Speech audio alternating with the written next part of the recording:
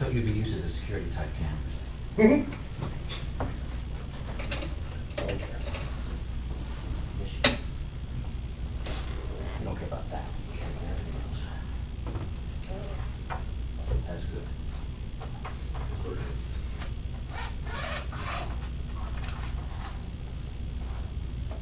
So happy New Year, right?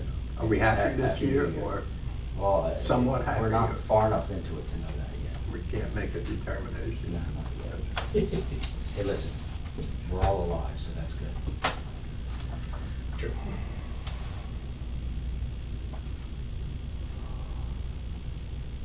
Am I the only one that doesn't have this? No.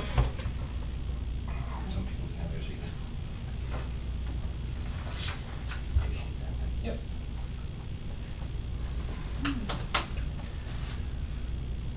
As I told Representative Carthy's already here, but I have at the same time another company here looking at our security system.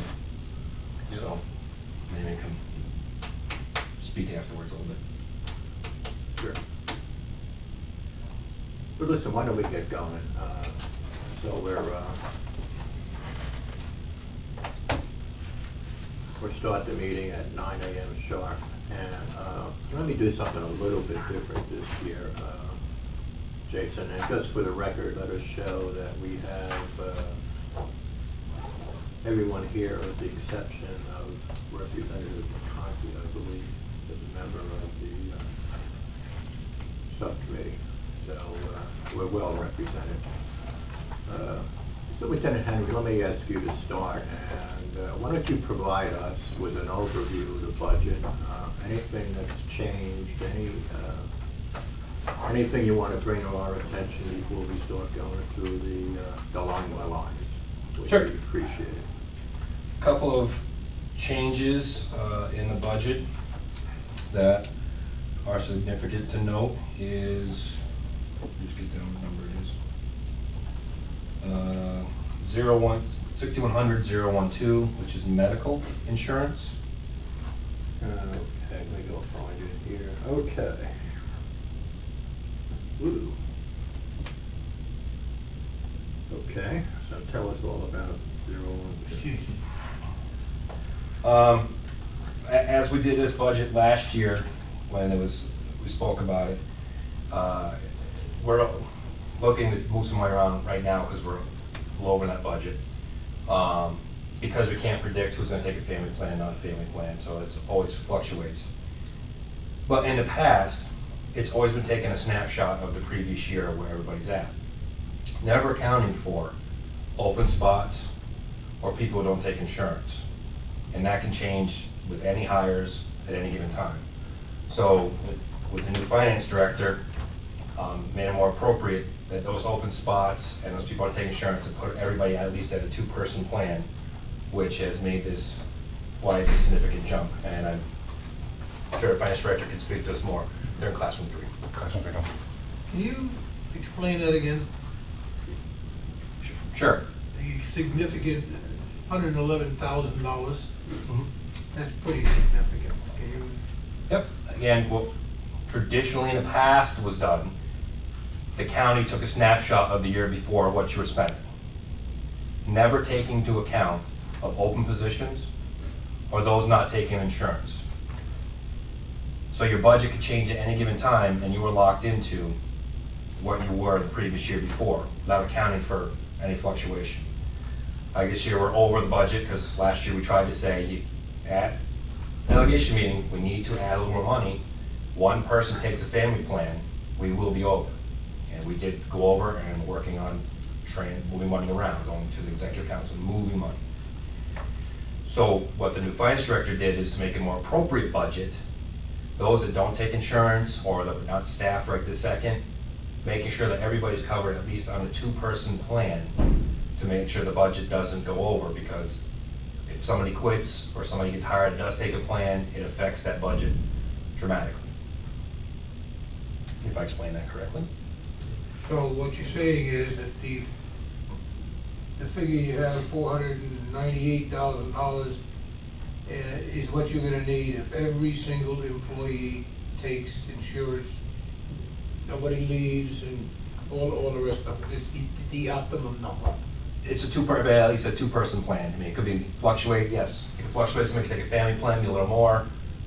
But being steady with at least counting everybody two, it should take into account of somebody taking a family plan, open spots, or a two-person plan. It should take all that into account. And what I've found over the years is that if you budget at the two-person level, it usually covers you. Because you'll get somebody who'll come in who start out as a single person, brand new job, and then lo and behold, 6 months later, they've got a significant other that you have to cover, or they get married, or they end up in a situation where they have to cover a dependent child.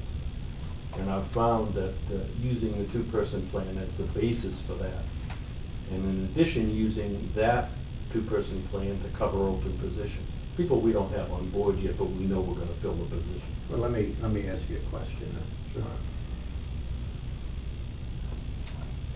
What percentage increase did we have in the actual cost of the medical plans from last year to this year? What we're projecting, or what I projected back. No, a what couple you're of- actually paying for. You must know what you're paying for a medical plan. How When- much, what's the percentage increase of that When I plan? built this budget, I took the snapshot of what I had in-house right at the moment, all right? And then factored in the open positions, and then added 10% for what I projected as an increase.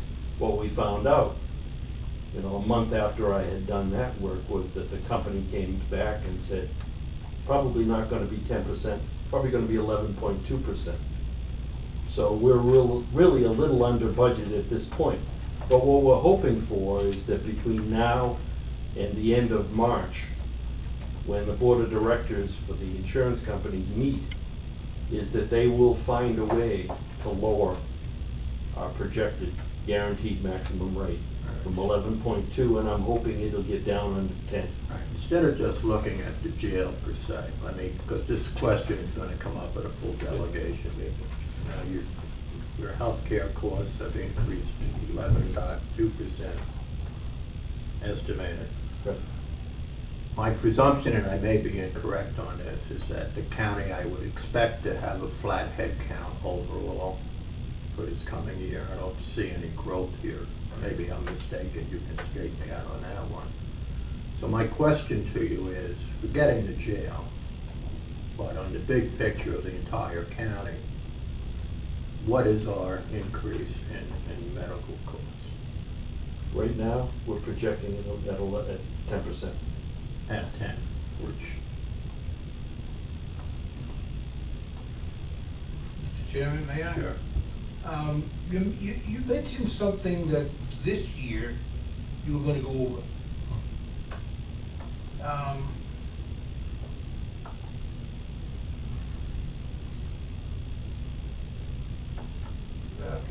Year to date, you're still, I don't know, what, $83,000 under your budget. That number that you're looking at is as of the end of the third quarter. So October, November, December are not yet factored into that number, so that he's correct. He has to now find some money elsewhere in his budget to move into medical in order to get him through the year, through December. Can you tell me approximately how much? 11,000. 11,000. Okay, so then,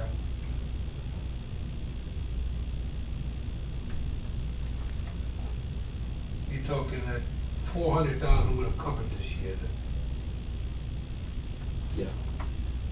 but you're asking for 500,000.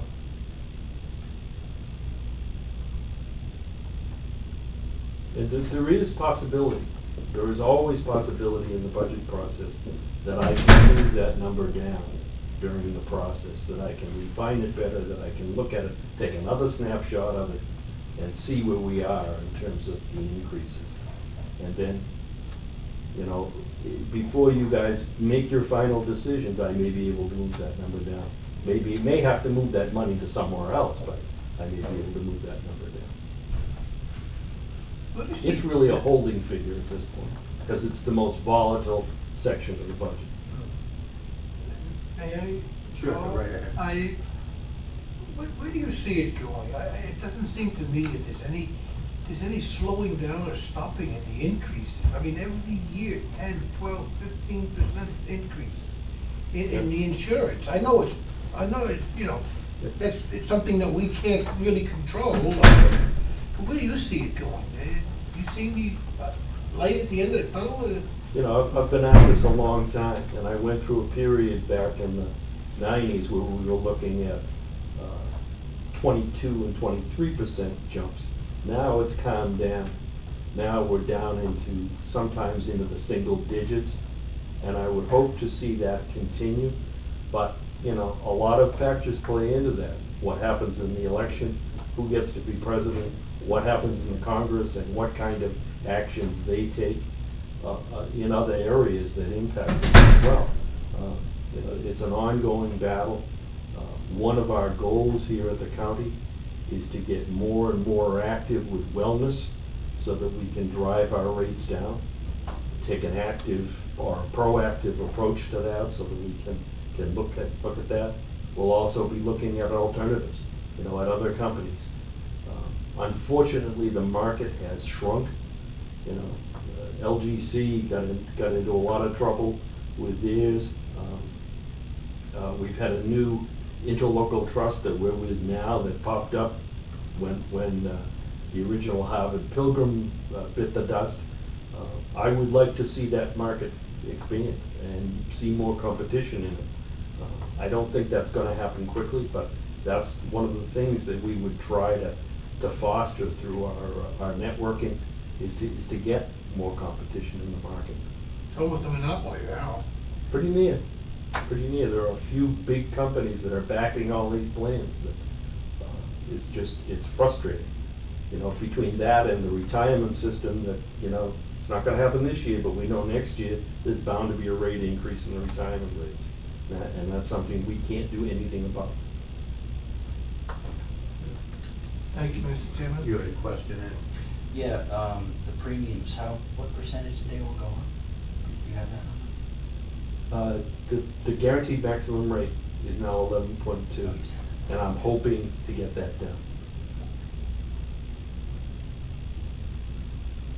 You see any places in the budget, if I may, where we could make up this $100,000 increase, some of it, a little bit of it? No. In my budget? No. We can go through it. There's a couple spots here you can choose to fund or not fund as we go further down this. So I'll go over the highlights. We'll continue with the highlights. I skipped it, the line item report 011, mental health salary. You'll see it was nothing there before, and now it's 48,000 for a full-time mental health director, a licensed alcohol and drug abuse counselor. But it's not full 48,000 because when you go to my mental health at 027, that line has been reduced to only cover our psychiatric appointments, to move the rest of the money up to cover a full-time salary. So it's not. All right, let's concentrate on line 011 at the moment. Yep. And talk to us about the full-time, is it full-time or part-time? Full-time. Currently, right now, we pay.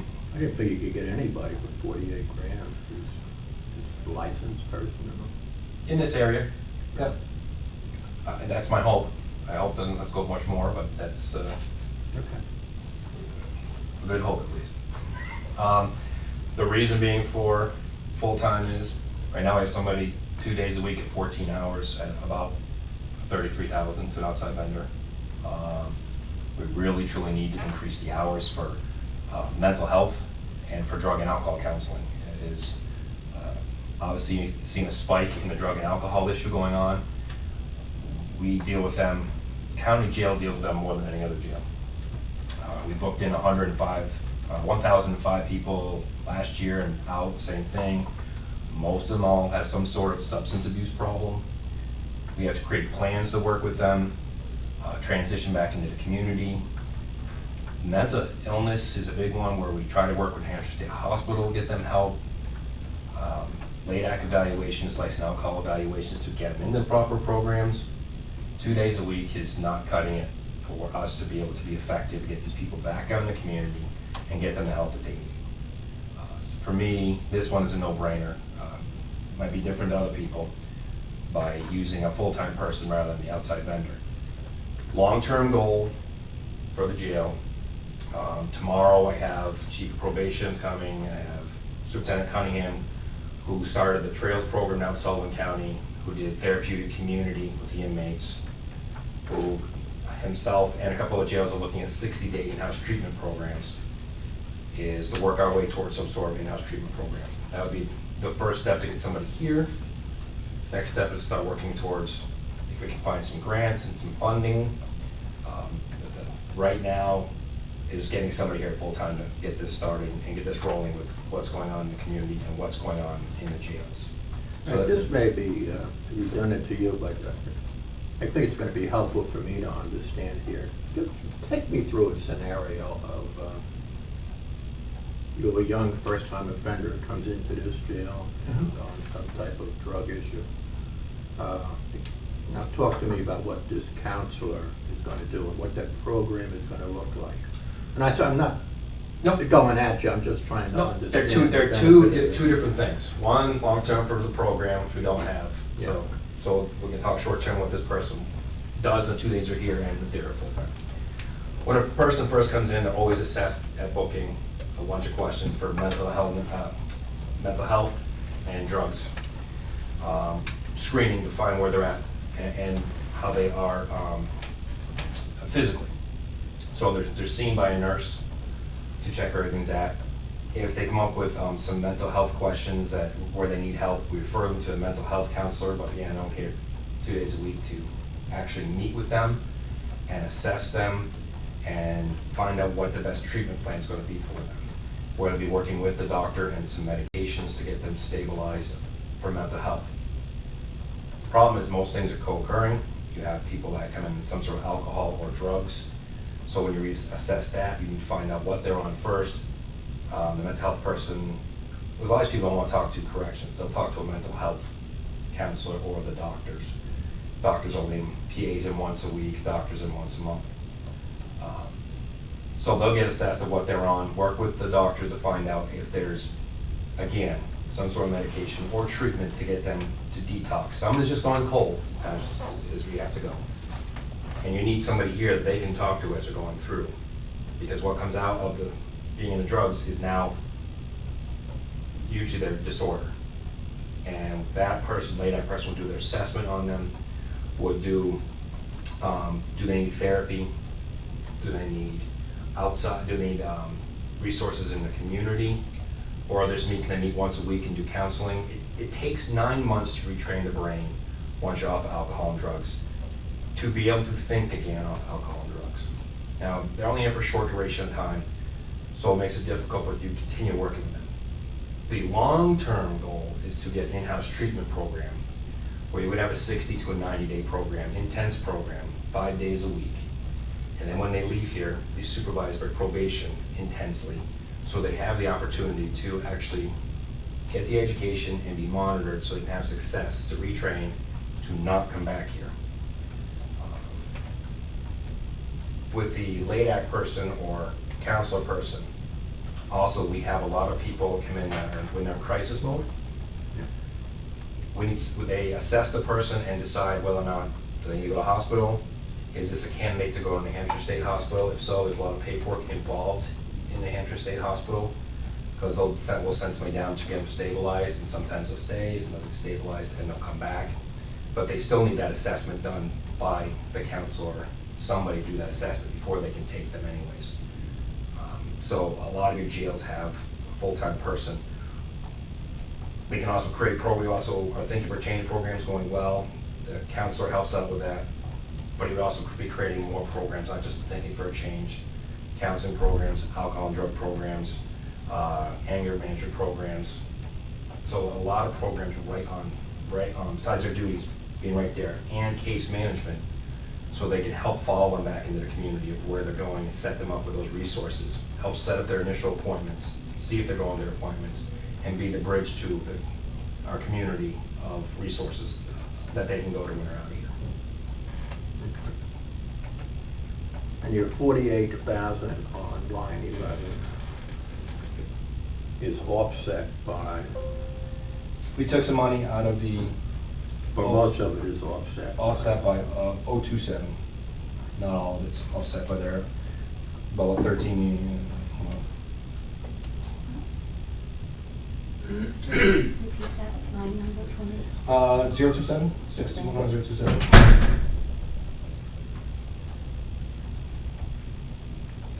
And in that offset is, what, 29,000? Yeah, about 28,000 is the offset.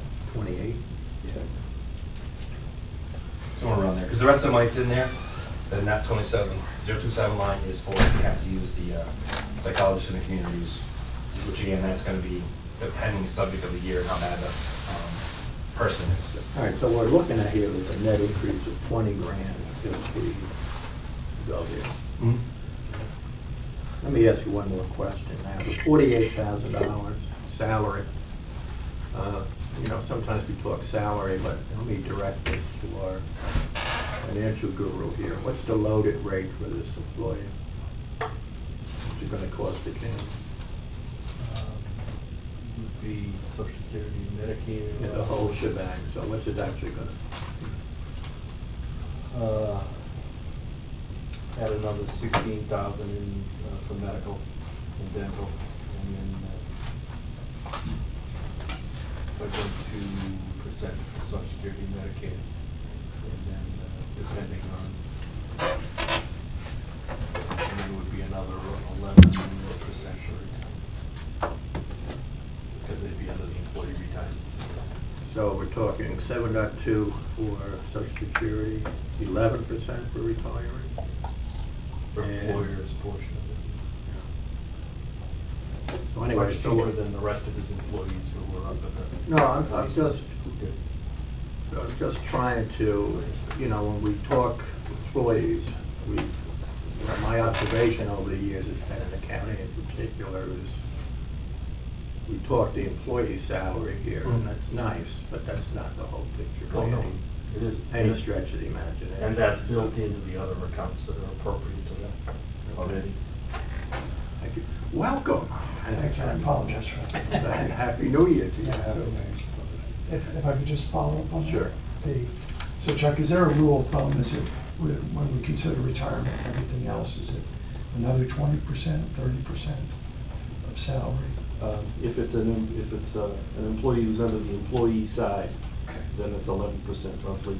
And if it's on the police side, then it's about 23%. Thank you, sir. I wouldn't dare not recognize you because I have two questions. One, you know, you look at this first page and you got nurses, you got medical insurance, you got health insurance, you got doctor's expenses, mental health. What's the total? Do you have it in your mind somewhere or written down? What's the total that the jail spends on in a year on inmate medicines, mental health, nurses' salary, anything associated with the health of the inmates?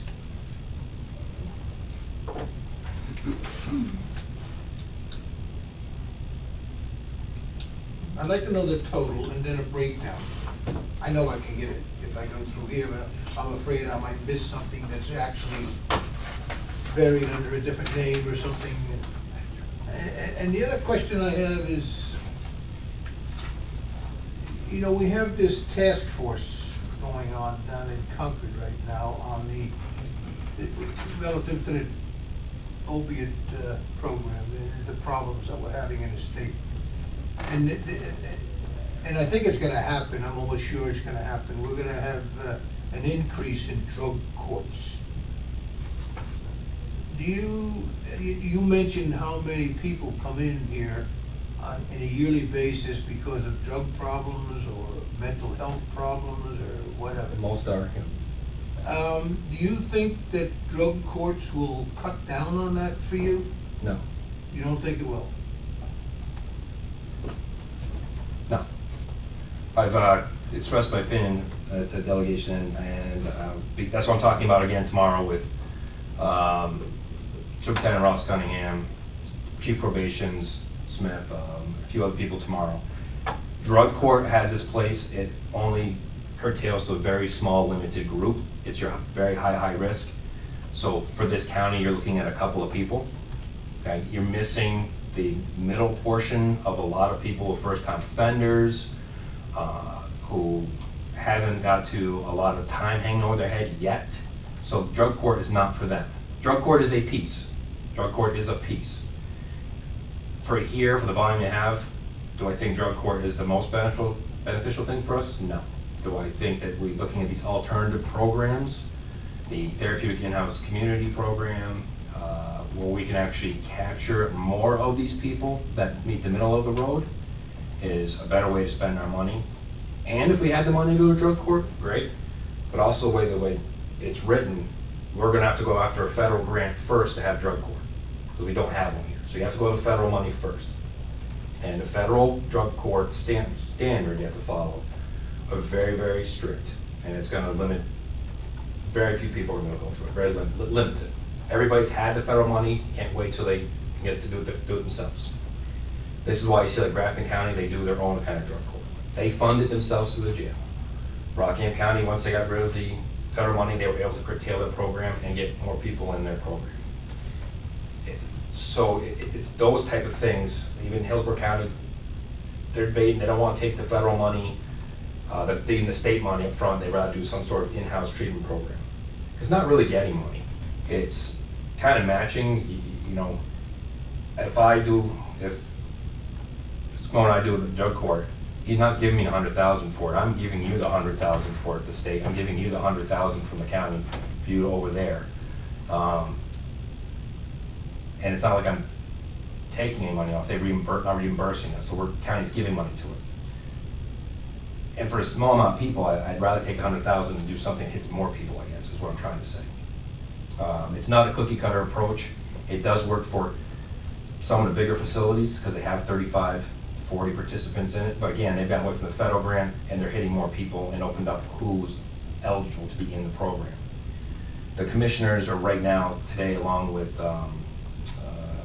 Ken, are over at Grafton County with a lot of other people looking at their drug court model right now. It's not, they fund it themselves. And again, if that's something we'd want to entertain by the county actually absorbing it and where we control it, then that's quite possible, but it's not cheap. None of it's cheap. So there's a lot of different ways to look at this. Can I just follow up? So Sure. I've sat with you a couple times, we've talked about different things. The model that they're looking at over there, which is self-funded, is that something that you think even applies to us? Because that sounded like you wanted to be in another direction. What they're doing with it, I have to, unfortunately not there, it's working very well for them. Again, they have a larger population. So again, I think it all depends on how you structure it. Because they also have they hire people for community corrections, they hire people to be able to monitor them, they have the drug court meets more people. So that for us, I think, is a bigger step that would be great to move towards for the future. But it's staff intensive and money intensive. Though I think we just take it down on a smaller scale and start somewhere with hiring a person in-house and work our way towards a therapeutic type community, and then work our way, if we need the drug court. We do have a new HOC program, which is going through right now. It's the way the state wants to do with the money. It's hard because they want to put that cookie cutter approach, and we need flexibility on the smaller communities to really dig in what our problem is. You know, ours is not the same as Manchester. You know, we have similar problems, but we're not the same as them. Hillsborough County's got a great program right now. They're up 3 blocks up the road from them. They're having a treatment facility open up. A couple guys are dumping in millions of dollars into it. So the jail is making a partnership with them that they're going to do in-house treatment program for 60 days, and then let them do the outside piece of it as they get out. But again, it's a lot of money up front, but they got that nice partnership. So we have to find what works for us. Follow up, sir? Sure. Let me just ask one question here. With the whole explosion, if you will, in drug use. Have you seen a corresponding increase in your jail population? Are we incarcerating more folks at the moment, or are we still No, kind of we're flat? No, we're kind of flat, and there's a couple of reasons for that, though. It's 3 to 4 months they can get inside the court. They were down a judge for half a year sick. One who's kind of liberal, doesn't really believe in using the jail that much, but again, we also don't have a program that they can sentence them to. This is what a lot of jails are doing. You do the 60-day program, they sentence to that program. You also had a county attorney's office that was not for most of the year up to full snuff. So you have a lot of issues that went on this past year, that they're finally got their staffing. I don't know if the other judge who was sick came back yet. So it's a lengthy time to get through court and lack of staffing on the county attorney's portion. So this year might be. Right, I think I ask you to do this every year. Would you put a little table together for us with your past and present, and maybe even your forecast for inmate population? Frank? Is it safe then for me to assume the answer to my question is that if the legislature goes through with the drug courts as it is planned presently, it will not decrease your problems or your costs relative to drug use, et cetera, in any way, shape, or form? The way it goes through now, no, because we'd have to, first go through the federal grant. That's the first piece, and see if we No, get. I'm saying if it goes into effect, will it have any decrease at all in your cost or your problem? So may I clarify a little bit? I think the legislation that's being proposed is not to provide a drug court. It is to provide money to the states, half of the money, not states, sorry, counties, half of the money to the counties that want to do a drug court. So the state isn't going to provide any drug court for us. I don't know if that helps. Now, they're matching funds, but it reads in there first, if you want drug court, you don't have an established one, you have to get the federal money first, and then when that runs out, then you apply to the state to get their half and your half. Drug court's good, again, it's a small piece of the puzzle.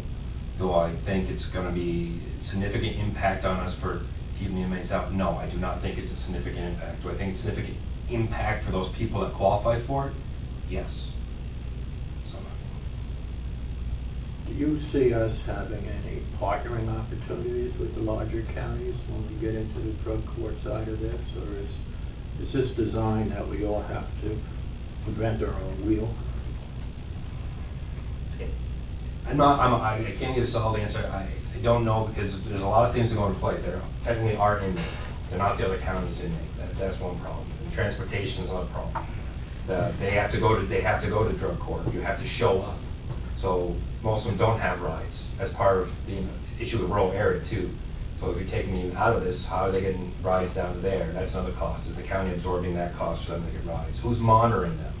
If it's under probation, well, if they're out of here, but the court's down there. Is this probation up here doing it, or is probation down there doing it? There's a lot of people at the table to ask these questions of. That's why when I said hold the brakes, since we don't have something established and we are kind of small, we have to take a look. What is our best option for here? Same thing Coast County is doing right now.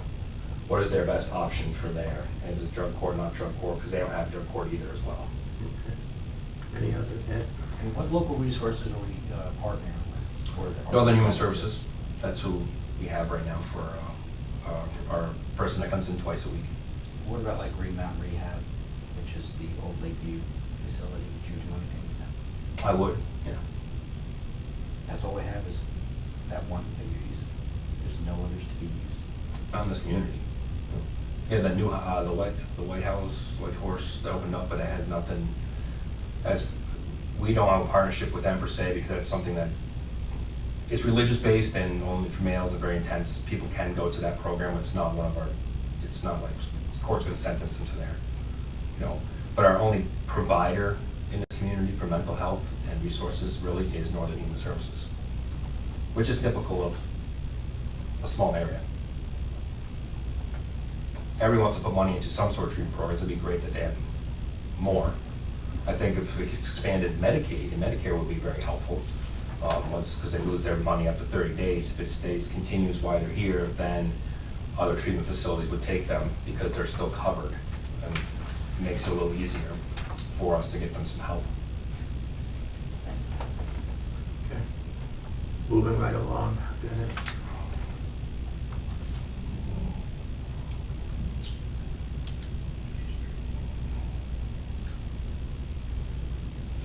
Legal fees, which is 024, went up a little bit because this year is a contract year.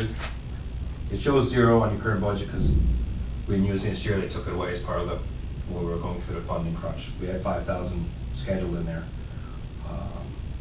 but this is a contract negotiation year, so it's for a lawyer.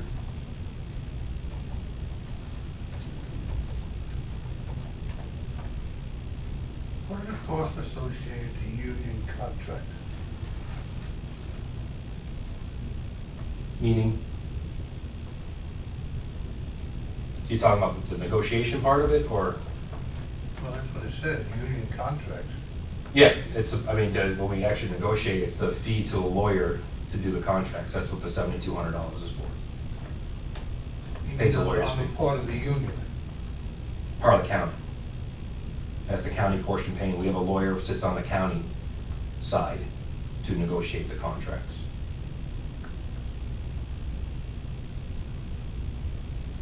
See, the union has a professional negotiator. Right, that so they we're send not them paying to. the union. No, this is our lawyer, the county's lawyer.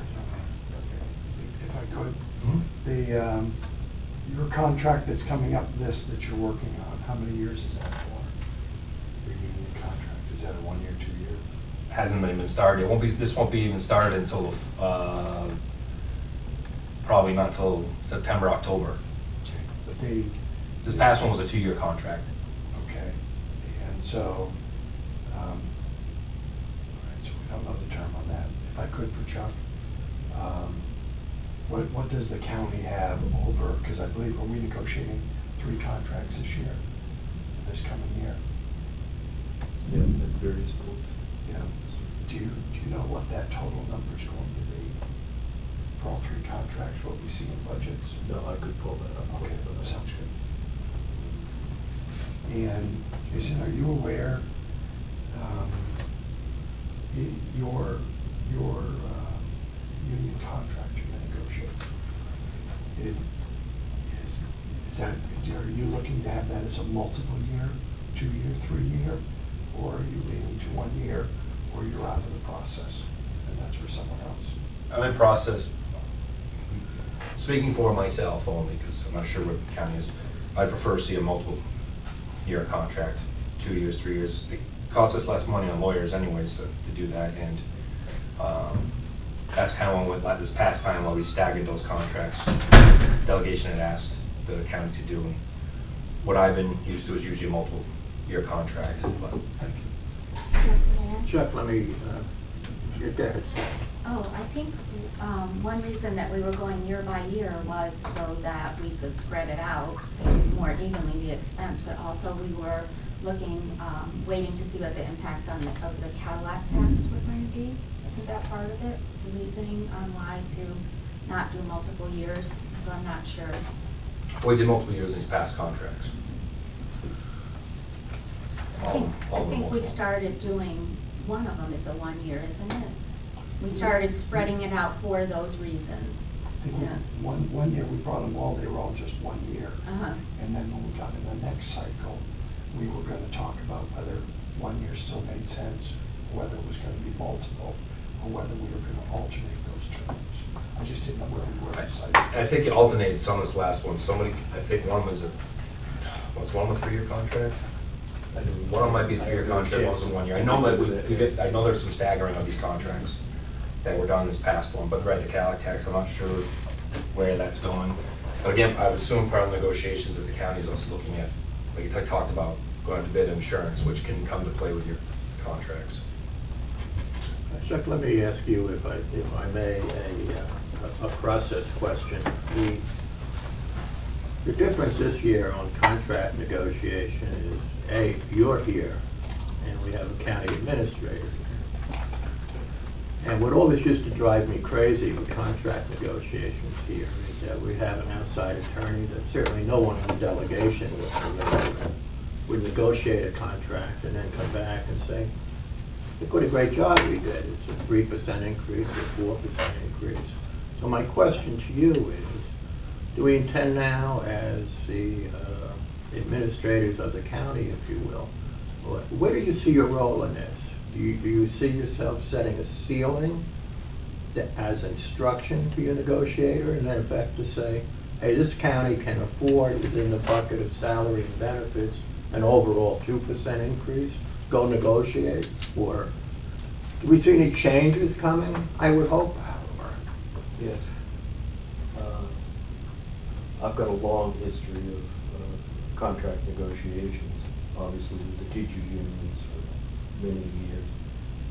Before we go into negotiations, there's going to be a laundry list of things out of each collective bargaining agreement that we want to change. And there'll be a list of objectives and trade-off items. And what I would hope to come out of each session, and sometimes it takes 2 or 3 contracts to achieve your goals, but if we give a salary increase, then my position has always been I want something back for that. I want some language changes. I want some benefit changes that can enhance the value of the contract. Not take anything away from the employees so much as give management the ability to function and to negotiate a new medical contract or a new dental contract, or maybe some increased benefits that don't actually cost us any money but provide something to the employees. So, to answer your question, yes, there'll be a whole different change in the way we approach negotiations. I can't even begin to tell you how glad I am to hear that. And I wish you good luck with that. But gets back to my question on the line here. How much did we spend on the, what was your proportion of the attorney on the last go around? 5? Throughout the entire year, it was something like almost 8. So we spent $8,000 on the last contract negotiation, and we're budgeting at 72. Mm-hmm. I think the union that was there before was definitely, there were some issues with that union back and forth. The county seems to have a better rapport with the new union, so hopes that the new union seemed a little more willing to negotiate. The previous union was not. Here's what we want for money, and we don't want to make any changes. End of discussion. The only reason I bring this up, and I'll say this to you, Chuck, is certainly the perception of the delegation, certainly my perception has always been our legal fees are crazy in this county. Insane. And so people have been. But you have no idea how much I hate paying a legal bill or an audited bill.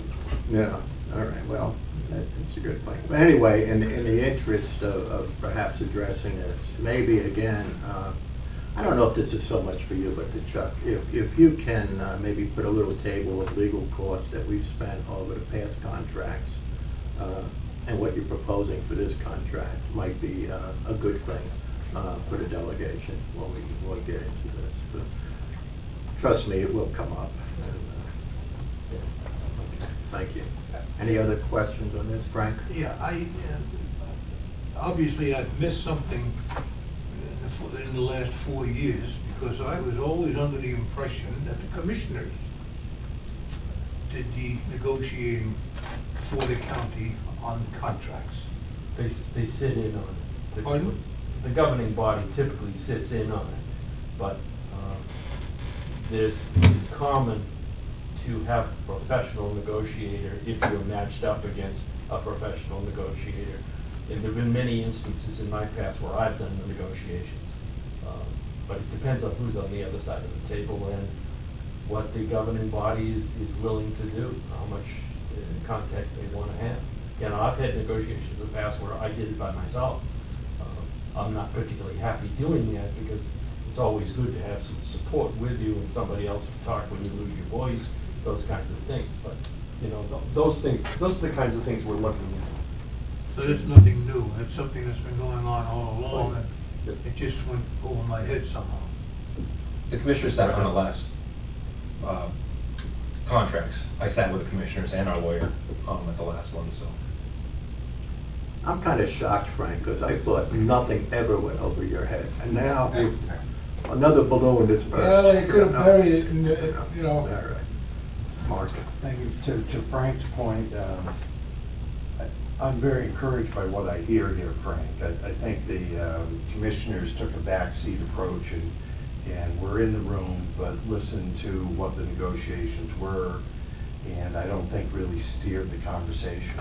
Very hopeful from what I hear here, very hopeful. I think the point is you have to have somebody at the table who understands the language and knows what the guy across the table is I understand that, it's just that this is the first time on any budget that I've read in 4 years where it actually said union contract costs.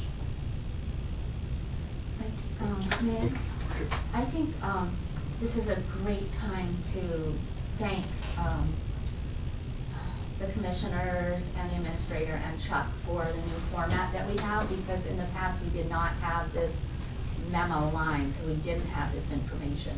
And hopefully now that we get it in spreadsheet form, when the updates come, we can keep the memo information. So thank you very much. It's really useful. This was in my budget last year too. I did the same kind of form. I mean, I stole this from Stratford County. It's the same kind of form with my Excel budget. It was in there. You're just getting a justified budget from everybody, so hopefully everybody's, with the contract negotiations, it would actually say that in there as well. And You have legal fees for contract negotiations. Are we all set for any lawsuits that could occur? And- Depends.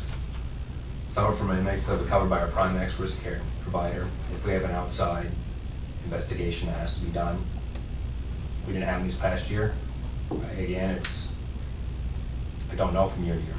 You had none last year. This past year, no, we didn't have any. So I couldn't tell you. Next year could be all of a sudden we have something major happening, outside investigator has to be in, and then it can cost more money. I mean, how many past year, hoping that the negotiations go fairly quickly, so we maybe have a little money in case there was something that happened, but again. The yeah. liability is limited to $1,000 per incident under the deductible. The property. Well, we had some outside investigations happening the year before. It cost a significant amount of money that we didn't have this year, or last year. line 25, Jason, are we just been very, very lucky so far this year on medical services? Knock on wood, yes. Had a very, very good year. Not a lot of major medical issues, a few pregnancies, a few things, but not complications like we had the year before. Yes, a good year medical. Sure. And did we also, I think, if it wasn't last year, maybe the year before, or the year before, start having more nursing available here to cut down on those trips? You have nurses cut down trips, plus the doctor's contract help cut down on trips as well too. But like last year, we were still over. In last year's budget, we were over by $45,000 in medical. And even with the doctors and the nurses, we had several complications of different things that happened with inmates. This year, we just did not. Next year, you could. So let me ask another question. No. Okay. So, does the House of Corrections use the same medical staff as the nursing home does? No. So it's totally separate? Yes. And is there a reason why they should be separate, or it just happens that way? They wouldn't want to work over here because even when we tried for emergency coverage, they don't have enough staff of their own, and being a correctional nurse is really different than being a nursing home nurse. They don't want to be in the correctional area. It takes a special person to become a correctional nurse over here, so any corrections. I understand that. I was meant to ask about the physician that comes in once a month and the physician's assistant that comes in weekly. No, we have our own because they're specific to corrections. They deal with corrections, they have the liability, and they know inmates very well. It's a different animal to dealing with the inmates. And they've done very well keeping, since they've come on, when the previous superintendent got them on, they lowered the cost significantly on the medication costs, because they don't do some medications that were here. And in other jails that they've gone into, they've done the same thing. I like to call them cheap, but they really do work on minimizing the risk and keeping costs low. On the medical side, to maybe refresh my memory, was legislation not introduced or passed that basically for inmate medical care would be reimbursed at the Medicare rate? Medicare rate, 125. Medicaid rate? Medicaid rate, 125% Medicaid rate, yep. And that's happened? Yes. So that should have had a... They did have an impact, yep. That has been helpful. Also, if they're in the hospital over 24 hours, you can reach out and try to get reimbursed as well, too. So all our bills we get from the hospital. So there was finally some legislation that actually helped out the county? Yes, Wow. and possibly some more coming. That only happens once every other decade, so I just... With the expansion coming, it could be even significantly more, we hope. It just depends, again, election year, and depends what happens. The follow-up on, once they're in there, we have the ability to bill them or to get reimbursement. Are we doing that? Yes. Yeah. They're over. First thing is if they have their own insurance, we go up to their insurance. If they're still on the Medicaid, we go up to that. For over 24 hours, yes, we go in and. Who's physically keeping track of that? Is that your personnel or is that? Oh, our personnel. No, our personnel. Between Kate Thurston, who's our medical director, and Lori up front, who does our billing, they keep track of it and make sure that the paperwork gets in, and also make sure that we're getting the right rate, because sometimes when they send bills back, they forget to give us the right rate. So we have to remind how them. close to the mark are you? Are you getting 50% reimbursal? I know you don't have a number. Is it better than 50% you get reimbursed for? If they're over the hospital 24 hours, yeah, we'll get 100% reimbursal over 24 hours. We've only had a couple of those, so we get that reimbursed. Thank you. Good, Frank? I'm gonna go ahead a little bit, because there's something that's on my mind here. If you look at 083 on the last page, maintenance labor, 0. Water usage went from 10,208 to 0. Where'd they go? Maintenance labor has always been 0. We don't have maintenance labor, we have a full-time person, which is up in salaries. Water usage, I'll let Chuck speak to that, but the county has taken over all the water billing. We're no longer billing ourselves for water because it's false revenue and false expense. We own the water system, so we just eliminated that cost. Just zeroed it out. Zeroed that. Okay. So, what I'm getting to, how many, you look at the last page and it says that the total is $3,607,000. That's not a true figure. That doesn't, the budget has gone up much more than that. And the reason is because they've taken $40,000, $50,000, $60,000, $75,000 worth of appropriations and moved them. Well, they took 10,000 now. There was no money in maintenance labor. Yeah, what about there's several others on the front pages where they took money out, zeroed it out. Unemployment tax and workers' compensation. Workers' compensations, which was $30,000 last year. Unemployment, $10,000 last year. Moved. It gives a false impression. Well, Well, no offense, but we haven't got through the budget of where these other increases are. If we can continue on, I can tell you where the other increases are. No, But what that's not- Frank did was to identify something I was going to ask you to do anyway, and that is, for our next meeting, identify every line item that has been zeroed out to where it went. Just so we're all talking on the same sheet of paper. And- The reason for that is, I'm a sticker on budgetary law, and I know that you're an expert in it, but, there's only one entity in the county that has the authority to approve an appropriation. And if you look at the definition of an appropriation, it includes the purpose, very specific purposes. And to take things and just, line them up, zero, move them somewhere else to some other line item, I don't think it's right. I think the only people that have the authority to do that is the delegation. They're the only authority in the county that has the authority to to approve an appropriation, including its purpose.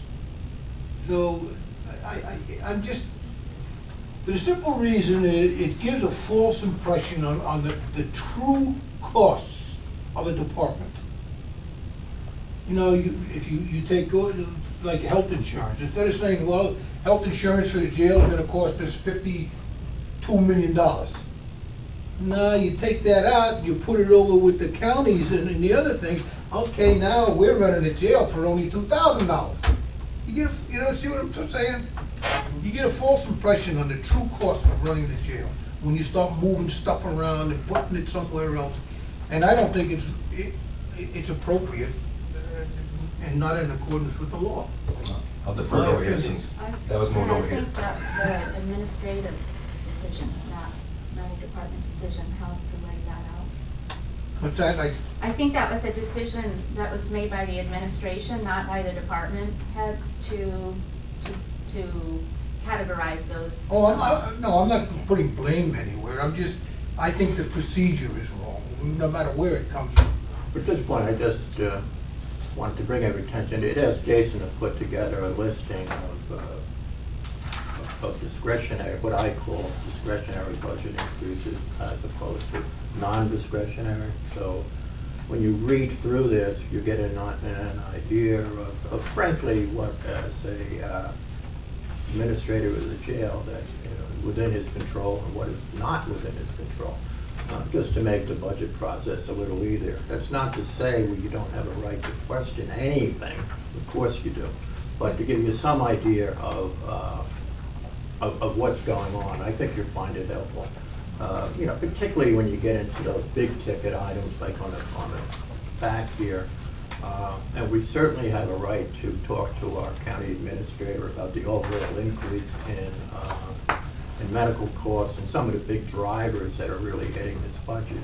But it pretty much has done what I asked him to do, which is to give us a feel for what's actually going on within the budget. So thank you, Jason, for doing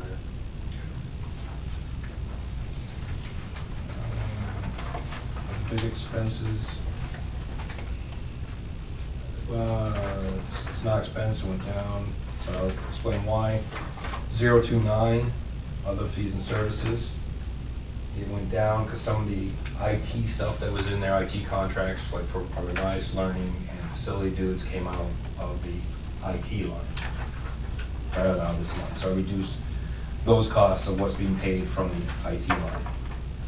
So, What was the number on that? 029, top of second page. Oh, okay, I got it. could you clarify for me what IT it was that, We moved, it's like facility dues, what is that? so they do, it's our maintenance program. Everything's logged into what needs to be done. We can track everything that's been done, track materials, costs, labor, put out spreadsheets, and it's not very expensive, but it's been very helpful tracking what's going on. Relies Learning, which is all the educational programs for the staff. And those are the big items that came out of there. What did you call the maintenance program? Facility dude. What is It's it? a very popular program. They have school dude. Yeah, they have school. And this one's facility dude. The other big one, let's see. Well, you will see on 061 electric expense and 065 heating expense. Little adjustment, electric expense went up, heating expense went down. That was between our locked-in costs of propane and what the cost of electricity went up.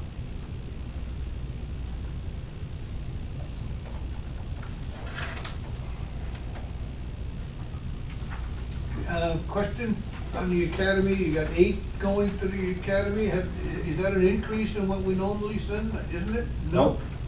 Exact same amount as last year. Okay. Could I ask a question on that? So, and you probably already covered this, so I apologize.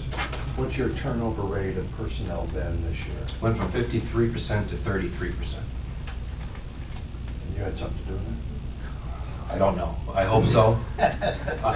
I think some of the contract going through with some step increases. some changing and some training and some other positive things, I think has been a help. So we did well last year. Congratulations, thank you. Did we send 8 to the academy this year? Yep. That's what we budgeted for. We Yeah, actually- not all went to the academy because when we hired some people back that already had their certification in New Hampshire, but got out of the field for whatever reason, lost their certification.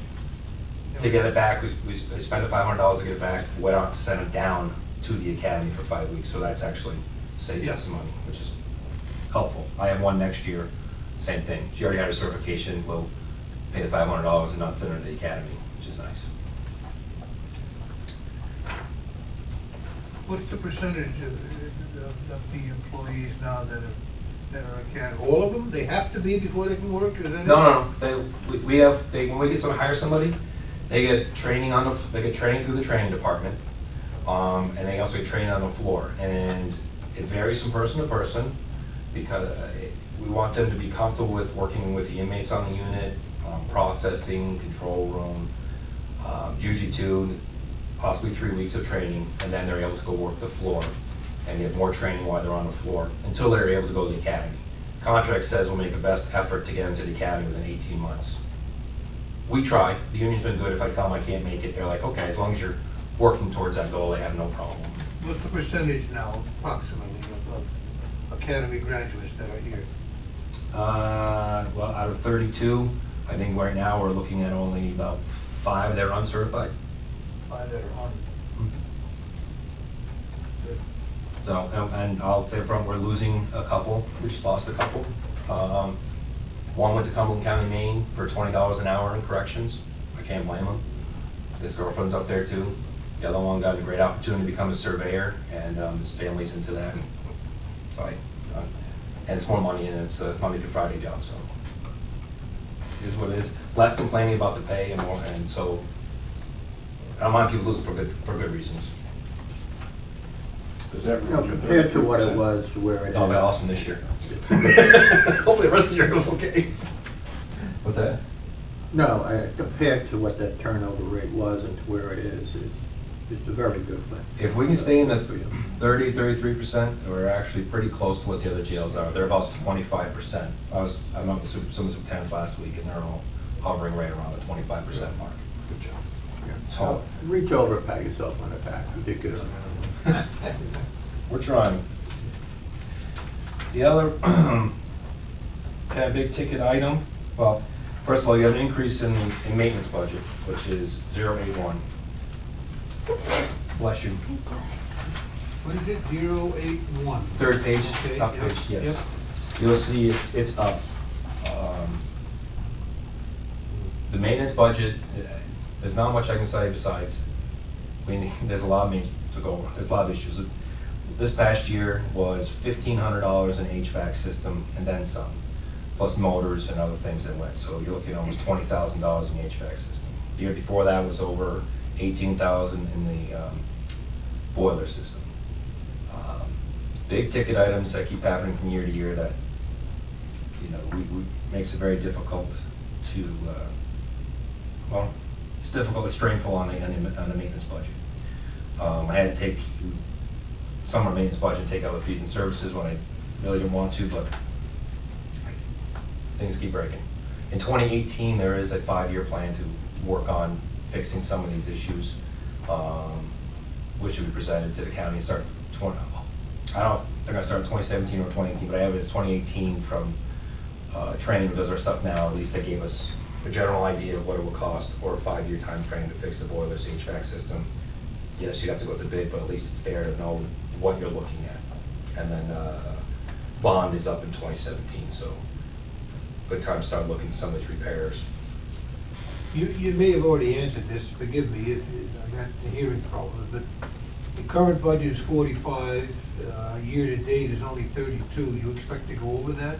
Yeah, I'm zeroed out. I'm zeroed out right now. And then I Zeroed take, out yeah, right now. and I take some out of the feed and services, because I was scrimping and savings.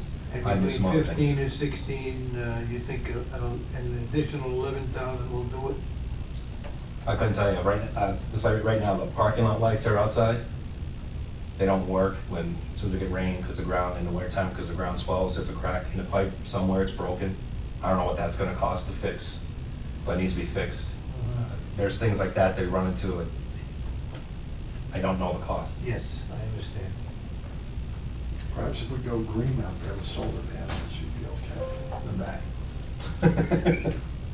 Chuck, let me ask you a question. I'm just somewhat curious as to if there's been a change in position, or maybe you're considering a change in position.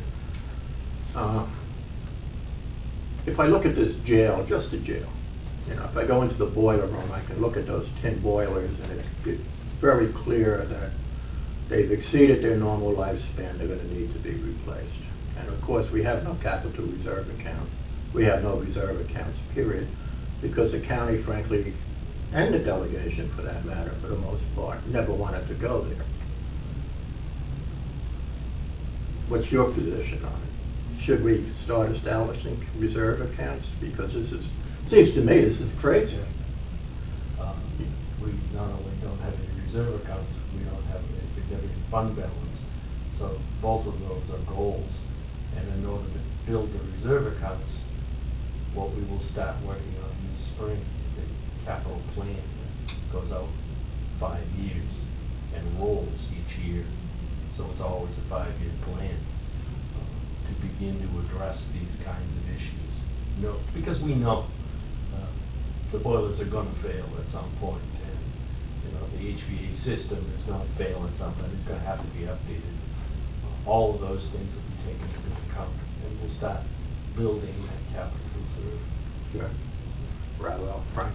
May I suggest that we come up with a capital reserve, capital improvements, a reserve account, say 10 years out, and how much we would put into it each year and what the maximum would be? That'll be part of the capital improvement program. Yeah, Mark? yeah, I wouldn't be anti that, I don't think. You'd mentioned, or Jason had mentioned, that the bond, the last payments on the jail are going to be done next year. In 2017. 2017 will be the last payment. Can you tell me roughly what we're paying at this point for those last payments? 20,000, 50,000? A year? Yeah. I don't know, I don't know. What's remaining on it, I guess? 530,000. So, I'm sorry, I didn't hear that. How much? 530,000 in on principal, and then another 40, almost 47,000 in interest per year. But that will go down each year. and that's what's remaining on, it's 530,000. For 2016 and 2017. So I really liked your thought that, you know, we look at that, and at least at that point, we're looking at a pretty substantial fund that you could be working into a countywide. And it's kind of what starts 2018. It takes into account, they did a good job of doing it. I can give an example, both boilers like 120,000. So, you know, this year, and then the next year was HVAC, and then this, and this, and this. With that being done, you'd be able to put aside, say, okay, it's not gonna cost any more in taxes, you know, than we already were. The other significant increase you'll see is 082. I put this on equipment repairs, but I won't go into much detail on the camera, in public, but it's for our security system. It needs some significant improvements or repairs. Why did we not budget anything in 15 on that? What am I, did we just swap lines here? What am I? 081 and 082 basically last year were combined because they were basically the same thing. We kept $1 in equipment repairs. So. You did expand your, I'm sorry, Mr. Chairman, you did expend monies towards the camera system. Are we added cameras, or did we take that money away in the past? Years past, I think superintendent added some cameras on. This has to do more with. And now this is more the function of those cameras? This is the computers, the software? Yes. If we want to go into more detail, then I would ask to go non-public with it. Well, I think we're pretty much in non-public, and there's no No. camera in there. Oh, okay, I apologize. Thank you for not updating that security. Well, why don't we do that? Thank you. We can have the discussion. take a motion to go into non-public. Second. All in favor? Aye. We have to take a roll call. Okay. Okay, let's take a roll call. All in favor? Ed Comeau, aye. You have to s- Roll call. What about roll call? We have to take a roll call. Are you in to go favor? into non-public. What are we talking about? Security. Yeah, You just have to say your name, that's all. We were, That you're okaying that you're going. Frank McCarthy. the motion was to go into non-public so we could discuss a security issue. So we're asking for your vote on that. Steve Schmidt, aye. Susan Tyser's aye.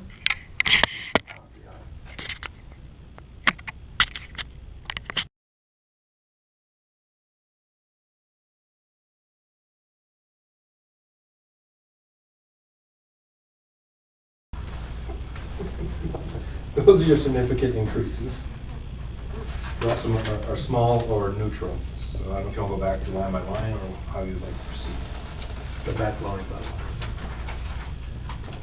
Well, before we do that, let me get back to this document again here. Yeah, when I write up the minutes, we'll get into, a couple of deliverables you're gonna put together and Chuck is gonna put together. But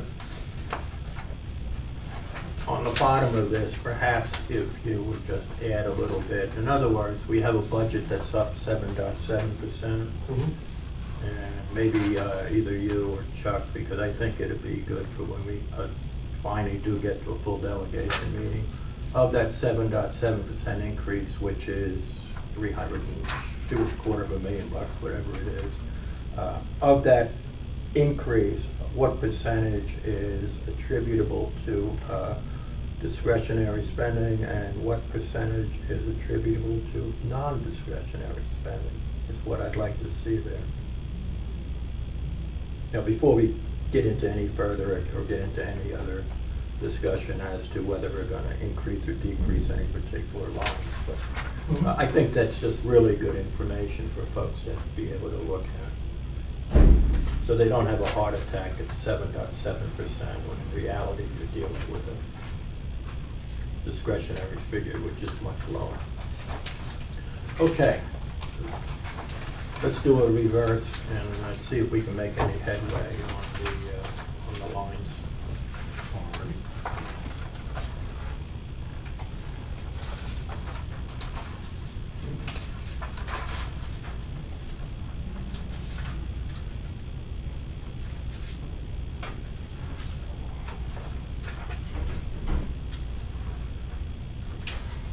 So are we gonna start Why with don't the we, first line? I'm sorry, Susan. Are we gonna start with the first line? I was about to say, I think that's a really good place to start. So why don't we start right at the get-go? Overtime is the exact same amount as last year, 42,000. Shows 37,000, but when the county was in a crunch, because we did retain some staff, we took some money on my budget, so it's asking the same. So basically your overtime line, you're projecting it to be flat? Flat. May I ask a question? Sure. In your part-time personnel, was there overtime last year? We don't, You don't have part-time officers? we have part-time officers, but yeah, it's paid out of regular salary lines. Okay, so part-time they wouldn't kick into overtime, they wouldn't show you? Yes. No, they don't get overtime. Just a little detailed question. What is CBA increase? Collective bargaining agreement. Ah,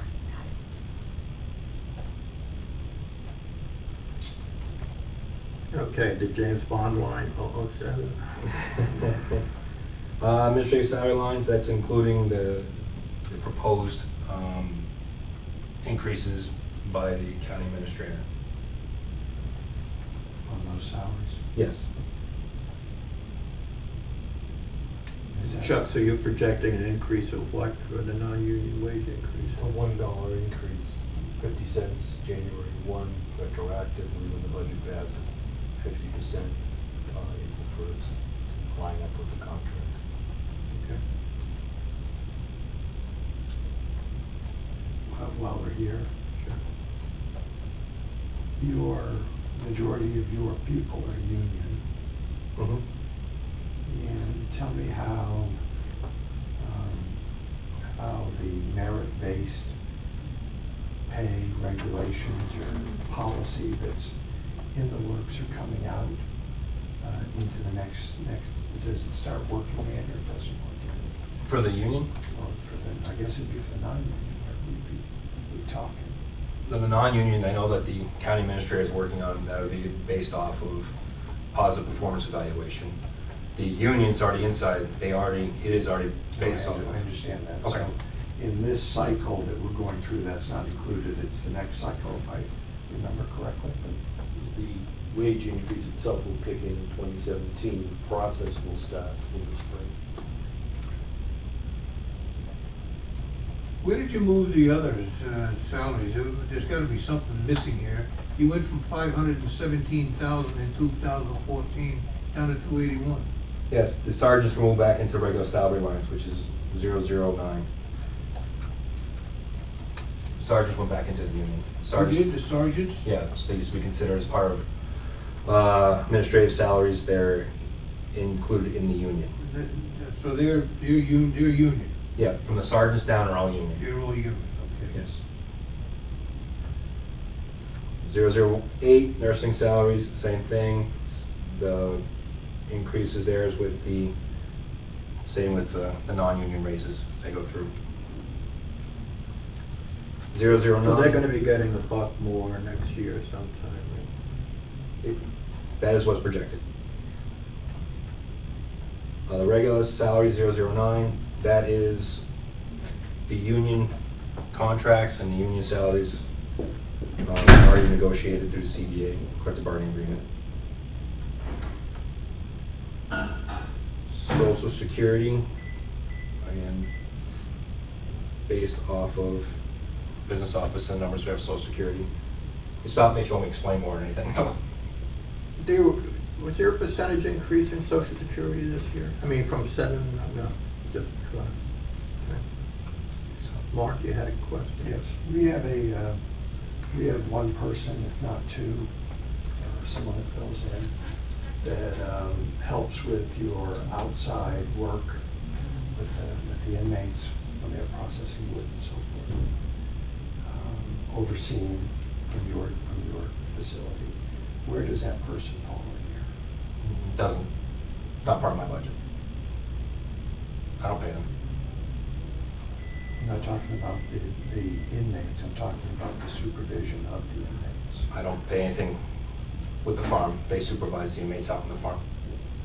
That's on the farm or whatever, the works department, that's all theirs. When I go out there and find a gentleman on your staff that I believe is not farm, or that you're saying it is entirely farm. Only time my staff will be out there in uniform, for my uniform staff, if they're doing rounds, to go check on the grounds. Sometimes if we have if they're fully staffed for a day, we may take one down and help watch a group do blueberry picking or something. But on a regular basis, no, we don't send somebody out over to the farm. You have the two, well, you have the two, three, you have Will, Mark, Joe's not mine. He's not yours? No. Okay, thank you. Question? 2015, under Social Security, still there.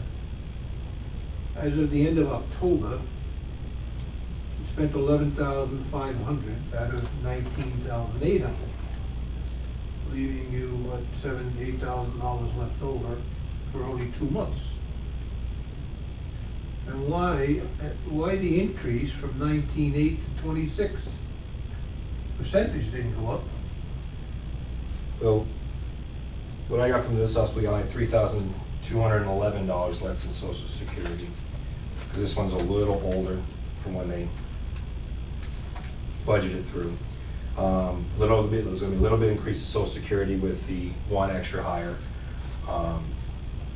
And again, I can work with business office and have them recalculate with me to make sure that we have it correct. Yeah, it doesn't seem right to me.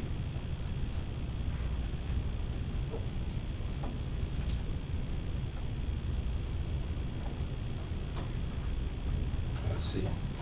Mental health salary, we spoke about that. Medical insurance. Retirement expense. By the calculators that we got, it went down, so unless you wanna double check that again too. Again, 253 as of the end of October, but yet you're going up, you're asking for 375. Well, last year's budget was 379, we dropped it down to 275. What's that? It was 379 for this past year, we dropped down to 375 for next year. I know, but look at the usage. Again, that's not all the way through the entire year. Pardon? That's not through the entire year. Well, there's only 2 months left. This was as of October 31st. Wish there's not putting that date on there. It's through no, when is it set? You had 120,000 left over, and you only spent 250,000 for 10 months.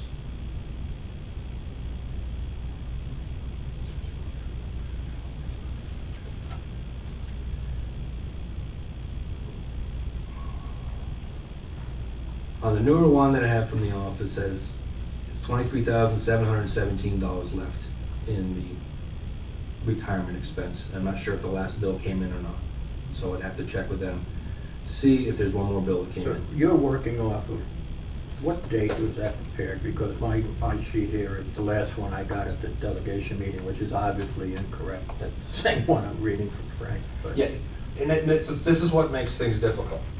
You guys get this because they have to give you a snapshot. When I go over to ACS system and they pay their bills, I can get things that are a little more up to date. So sometimes when you guys are looking at things, you are one behind, so everybody's on the same page. On what I have, the actual expenditures as of 10/31/2015. That leaves 2 months left in the year. You've got $130,000 left over, and you only spent 253,000 in 10 months. That's for 3 months of the year, because when this was printed, we had not yet paid the retirement system for October. Well, then why is it on here that 253, it doesn't cover 10 months?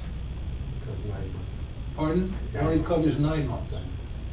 Well, why did it say as of 2/15 at 10/31? I mean, it's misleading. There's something wrong somewhere. Well, our payment to the retirement system for October wasn't in when this was printed. So it's October, November, December that still have to be paid. And when you get your next cycle, when we close the books on December 31st, you will see the actual payment for the year. let me ask you to do this. I'm not sure I need the whole sheet, but if you could ask Cheryl to email us to the jail subcommittee, the most current stuff. We actually have something that reflects what you actually have, would be a really good thing. We're close to completing that, and we'll get it to you. And that's just hard because But let me just say one, and this has always driven me crazy through the years here. We have very seldom ever gotten sheets.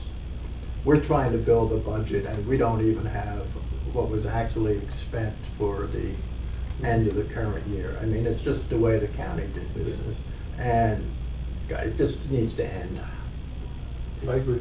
You know, Mark. If I could, so the documents we're working with are stale. And the department heads apparently have something more current. Why do we have this? Is it only because the computer will only compile back to that date, or did we not? And this isn't a reflection on you, I'm trying to learn. Why isn't, as we were promised when we went to Excel and so forth, that it could be near immediate results? Why are we looking back there and not for what the chairman's looking for? That's what I'm trying to do, is update it, and we're very close to doing that, so that by the time you have your next meeting, I hope to have that ready for you. I don't have that one either, that way. I have, there's another form that's just a quick line item one that is not up to date in that, where so I can know my budget for the end of the year, make sure I'm not going over on stuff. That's why that gets frozen at when it's at. They're trying to match that up to a little quicker, but. My question is, if this is the format you're going to use going forward, and I like the commentary over here. Is it anything more than updating, printing, and handing to us?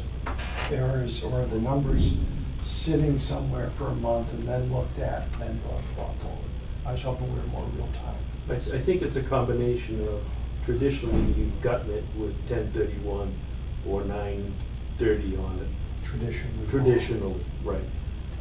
And now we've expanded the memo portion so that that's more helpful. My next task is to get this year-to-date information updated more quickly. And then you anticipate, when we go through the cycle, or we meet quarterly as a delegation, that we'll be looking within 30 days of the numbers we're looking at. I'm hopeful that it will work. We'll work on those. I agree with you. I would like to provide more up-to-date information. Ed? You actually want to go first. I would like to hear from you first, if you don't mind. This time around, even during these meetings, couldn't you have a laptop with you where you could project this so we have real-time figures that you have? Or could you do that during the delegation? Simple answer, I'm not a laptop kind of guy. Because if this was on, if it was projected on a screen, that would be real-time. Except we can't log into, we don't have fiber optics to log into their stuff over there. Unless you pay for the cloud. Can't log into their system of what they have. For real time. So I just thought it might be a little unclear to people who are watching this tape. So the things that, the spreadsheet that we're working off now is what the commissioners' recommendations that they had to submit by December 1st, and then they presented to the delegation. And the delegation accepted those, and that's what we're working on. They just haven't been updated. Right, what's happening now is subsequent to that, apparently, our superintendent and treasurer here have updated sheets that we do not have. So there have been some changes. On top of that, So we're somewhat disadvantaged. on top of that whole process, like over here, when we spend anything, I put it into an Excel spreadsheet first. So some of my stuff even hits here before it hits over there, so I know where I'm at, so I don't go over my budget. Yeah. So when I tell you something, you say I have 60,000, I can tell you, no, I don't, because I know that I've spent here, the bills just haven't come in to be paid. Well, let me Just say like this. a checkbook, I make sure I know what's Let in there. me just throw this out. It's my usual go. Before we leave here today, we will schedule our follow-up meeting. And at that meeting, I really would like us all to be reading off the same sheet of music. Okay? And- Where is the budget held right now? Like who, is that the updated budget? Where is it held? The data? In the ACS system. And that cannot be, that has to be done with fiber optic. That can't just be on a laptop that we can see. So we are looking at the same thing. I'm still confused about that. Well, there's no question, I can give you more updated printouts, that could even be the day before the meeting that you're scheduled. We just, right now, we're at year end and trying to close out, and we have to make a lot of adjustments for data entry errors and all of that stuff. And we don't like to put a document out there that isn't completely correct. So I'm a little hesitant to produce it today. But very shortly, we'll have those adjustments made, all those journal entries, and we'll be able to produce that data. For your next meeting, you'll have all updated data. All right, because Chuck, I think it's really important that, and certainly where I get frustrated, when it becomes apparent that we're looking at two different figures, your side and our side, so to speak, and frankly, it drives me crazy. So let's fix that on our next meeting. As current as it can be, let's have it. And this whole budget process is so tedious to begin with that let us not willingly prolong it any longer than it has to be, and let us have current data. All right, enough said on that. So if you will continue, and we're trying to muddle through with what we have. Okay. Workers' compensation, employment tax, as we talked about earlier, the county has moved it over to So what I line, can't what, hear you. Oh, I'm what sorry, line are you on? 0114 and 0115, workers' compensation, employment tax was zeroed out and moved by the administration to paid for by the county. We talked about that earlier. The 016 dental insurance, county portion of the dental insurance, it has gone up because the rates have gone up. Correct, Chuck, I believe? We're predicting a rate increase. The rates go up effective when? July 1. Pardon? July 1. Of this year or last year? 2015 or 2016? 2016. They're gonna go up. Yeah. If I could ask a question on that, is that insurance rate, that's, the county's policy still is people over 20 hours are getting that dental program? Okay, so that program, or that service, that we anticipate is gonna be an increase, are you getting an indication that that's for the same level of service, the same plan we had? And have the commissioners looked at if there was another program and if that policy stayed in place that would show us maintain where we were or a decrease? We are looking at other dental plans. The one we have is not a good plan. Doesn't make us competitive when we're looking to hire people. The rate increase that I've built into it is the 10% that I've got for the medical, because I don't have a new rate from the dental company yet. So you're looking at a dental program that would actually exceed what it is you have now, is what your thoughts are? We don't know what the price of that is yet. We're still looking at it. But we'd like to explore better dental plans. Thank you. Now, the actual expenditures, this only goes up to September as well?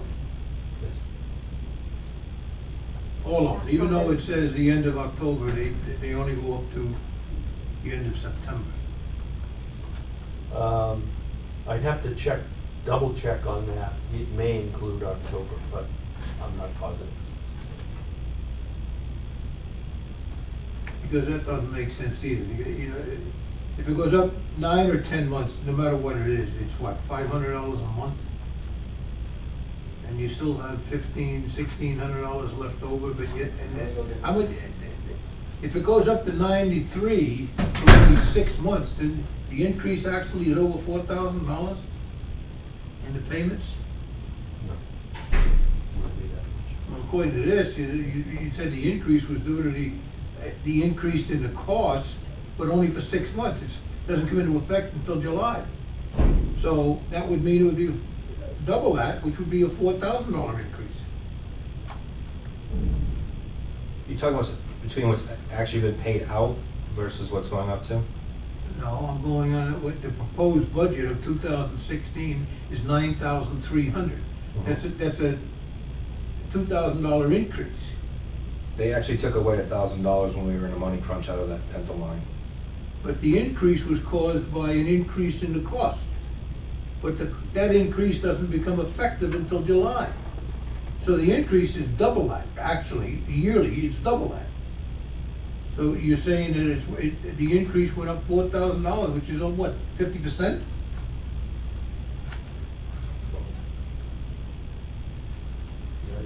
You lost me. How much have you spent on your allocation to this point?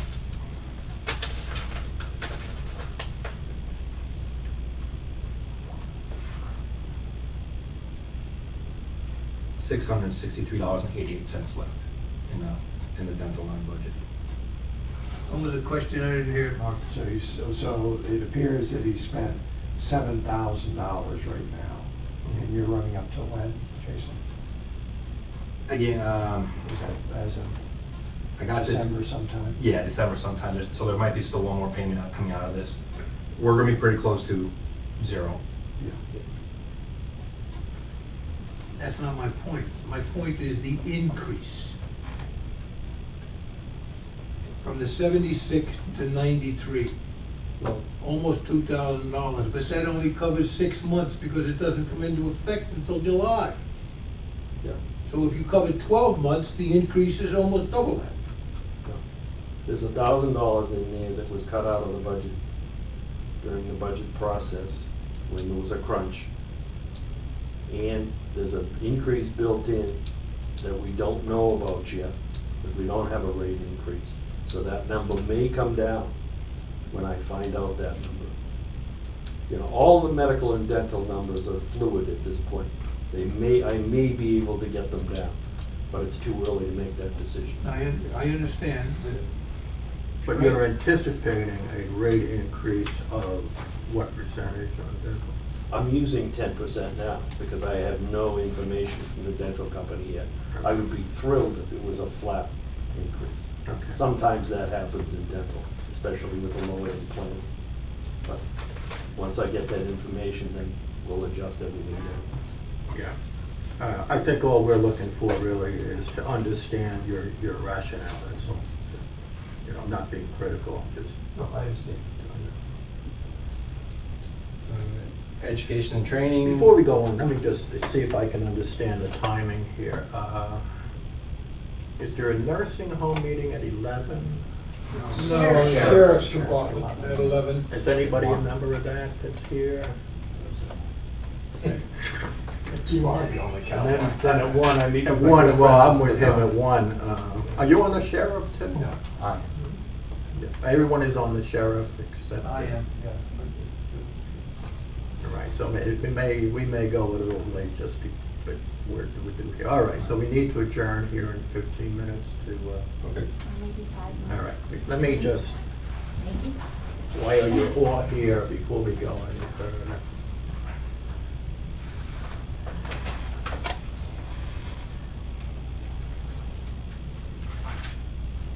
All right, today's the 11th. Our chairperson wants to have a full delegation meeting on the 25th.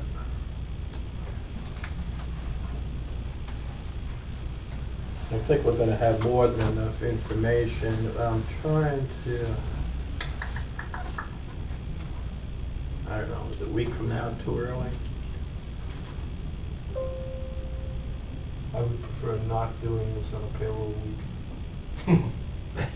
Especially a payroll week that's got a holiday in it. What's today's date? What deadlines are we looking at here? When do The 11th. when do we have to finish this budget? I would, March? I would like it done yesterday. Yeah, I understand, I'm trying to.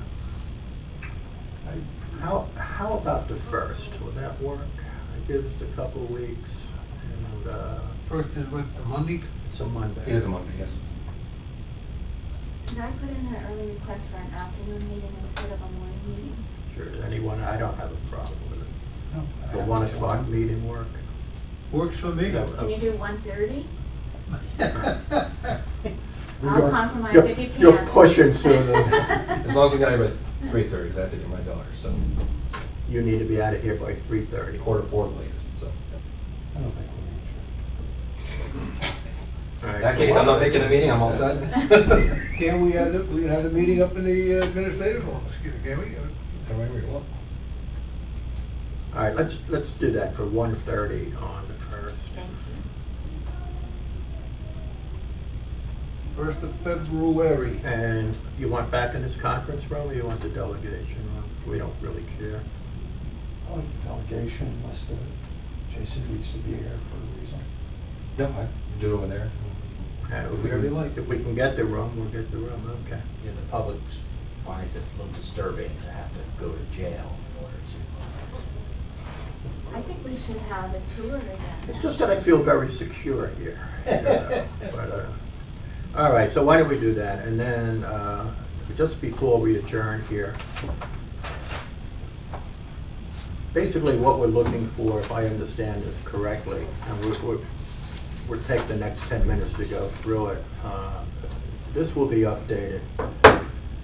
Basically, what I'm looking at is all of the zeroed out lines will be identified and presented to us on a document. All right, so we know where they, and identifying what lines and where they went Okay. Chuck, you were also gonna give me a document on the contract labor cost or legal costs for contract negotiations, you know, past and projected. Jason, you were going to adjust the budget document that you had prepared with the discretionary and the non-discretionary monies on that bottom line. So in other words, the 7.7%, which at the moment is what we're working on, of that total dollar amount, what percent of that increase is discretionary? What percent of that is non-discretionary? I think I've identified all the deliverables. Am I missing anything, Jason? Did I ask you to do something? Past, present, and future forecast have been made. Okay. Anybody else have anything on the deliverables for next month? Yeah, there's one question I asked. I'd like to know the total cost to the county for medical, mental, for inmates, not employees, just for the inmates. Total cost of everything, nurses, medications, mental. So you want total cost of all inmate-related medical? Medical, whether it's physical or mental. So that would be Including salaries, overtime, the whole one. physical and mental. Okay. On a good note, we made $93,000 in revenue this year. Yeah, we didn't even get to revenue. yet, so- Could I ask something quick about revenue? Sure. I did. Can, so what's your updated, if I could, for Borders revenue? Which are, I'm assuming, federal prisoners. No, they never give us any federal, it's Rockingham County. Okay. How's that? Thank you. And jail income, It's all there. it's on here right here? Yep, I got everything right there. And that's what that with jail It's income on is? the second page, you can save some paper. Thank you. Are you still taking care of co-ops and female prisoners? No, we have one this year for a little while, that they housed here. We are taking some Rockingham County females, bordering them. What's SSA? Social Security.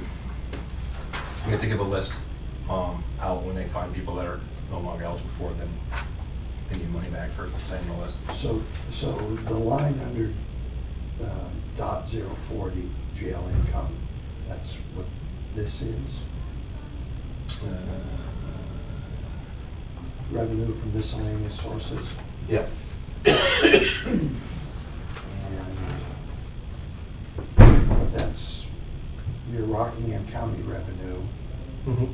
Is that under Borders? Borders, yeah. She's put it on. Morris County revenue is Borders. Borders, yes. Telephone's got its own line. Yep. And this is jail income. And jail income is miscellaneous. Yes. So tell me what's in miscellaneous then? I don't understand Social Security being used. Social Security, if we had anything that was broken in the past, then they had to do restitution. So when it comes in as jail income. Sometimes if it's been the year, it's not in this current year, you can't put it in to reimburse this year. So if it's been paid, like we have people that are paying for the past, goes to jail income. Anything outside the norm, which just goes into jail income. And I have a breakdown, but I can get you a breakdown exactly what it was and everything came in. Sounds good. How's that, Mr. Chairman? All right, so,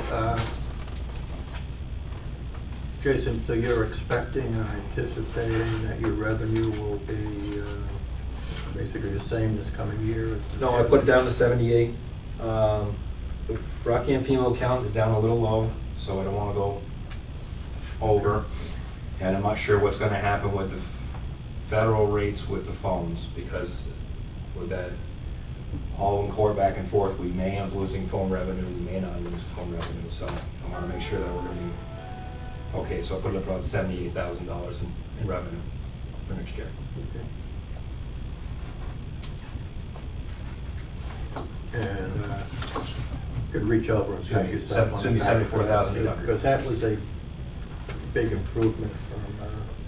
We are all certified to take feds, trained. We keep reaching out to them. Our lieutenant is now a certified facilitator for Thinking for a Change, which helps us out a little more leverage. And if we ever do get a nice therapeutic program, that'll also allow us to take some more people. Okay. Well, listen, it looks like,